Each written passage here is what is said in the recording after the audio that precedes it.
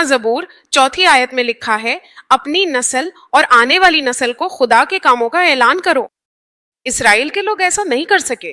انہوں نے بیابان کے سفر میں خدا کے بہت سے کام دیکھے، لیکن وہ آنے والی نسل کو یہ سب کچھ بیان کرنے میں پیچھے ہٹ گئے۔